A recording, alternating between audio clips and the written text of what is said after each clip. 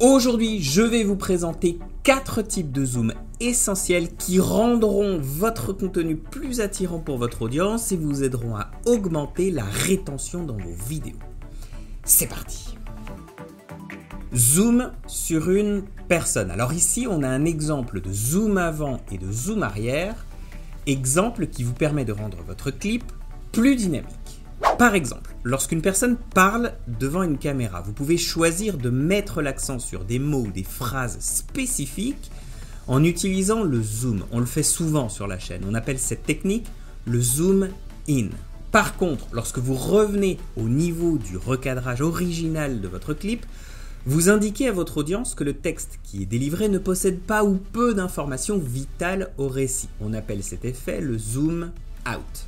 Alors, pour y arriver dans Filmora, positionnez-vous simplement quelques images avant le mot ou la phrase que vous souhaitez mettre en avant, double-cliquez sur votre clip et générez une image clé d'échelle et de position.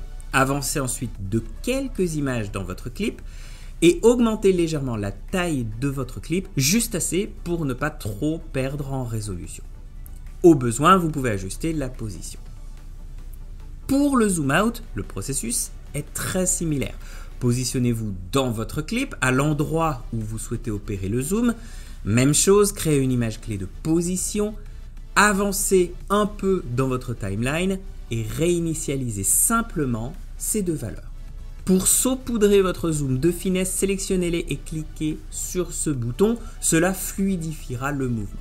N'oubliez pas qu'il est possible d'ajuster la durée du mouvement via le déplacement de vos images clés dans le temps. Zoom avec transition. Alors ce type d'effet peut être très utile pour passer d'un plan à un autre. Il peut être utilisé pour des vidéos en extérieur, pour des vidéos de test de produits et même pour des tutos. Alors voyons voir comment faire. Pour ajouter ce type de zoom, rendez-vous dans la catégorie transition sous menu zoom. Vous y trouverez une grande variété de zooms divers que vous pourrez ajouter à vos projets. Choisissez simplement celui qui vous plaît et glissez-le entre le premier et le second plan. Instantanément, vous obtiendrez une transition zoom incroyable. Alors, il est possible de modifier sa durée en sélectionnant un de ses bords et en l'allongeant ou en le réduisant, dépendamment de si vous souhaitez qu'il dure plus ou moins longtemps. La technique que je vais vous donner maintenant facilitera grandement les processus d'édition de pas mal de monde. Exactement comme tous les tutos disponibles sur la chaîne, n'oubliez pas de vous abonner. Zoom avec les outils de recadrage. Alors il s'agit d'un classique de Filmora célèbre pour faciliter les mouvements numériques en quelques clics. Pour accéder à cette fonctionnalité étonnante, sélectionnez le clip que vous souhaitez animer et appuyez sur Alt-C ou cliquez sur cette icône juste ici. Cette fenêtre contextuelle s'ouvrira. Dans le sous-menu Panorama et Zoom, vous verrez apparaître deux cadres, un de début et un de fin. Le cadre de début conditionne le début de votre zoom. Vous pouvez choisir en fonction de comment vous souhaitez commencer votre mouvement de zoom et le cadre de fin déterminera la fin de votre zoom. En cliquant sur Appliquer, vous verrez que le mouvement sera représentatif d'un zoom in du début jusqu'à la fin. Mais ce n'est pas tout, car cette option vous permet aussi de créer des panoramiques. Avec les deux cadres à la même taille, déplacez-les simplement à deux endroits différents de votre plan pour créer une animation de déplacement.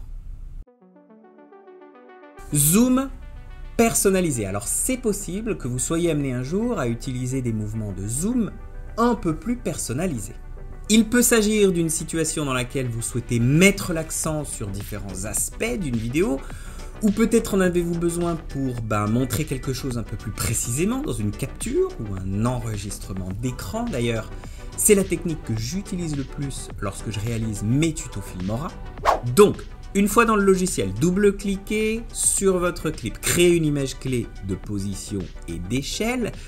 Augmentez suffisamment cette dernière pour présenter avec plus de précision ce que vous souhaitez montrer à l'écran. Maintenant, avancez la tête de lecture quelques secondes avant l'endroit où vous souhaitez que l'animation commence. Créez des images clés pour l'échelle et la position et ne modifiez aucune valeur. L'idée ici, c'est qu'il n'y ait pas de changement de valeur entre ces points-là et ceux-là. Ça nous permet en fait de garder le même cadre. Déplacez-vous maintenant jusqu'au moment où vous souhaitez exécuter l'animation et ajuster à nouveau les valeurs de position et d'échelle. Vous pouvez répéter ce processus autant de fois que vous le souhaitez. Voilà le résultat final.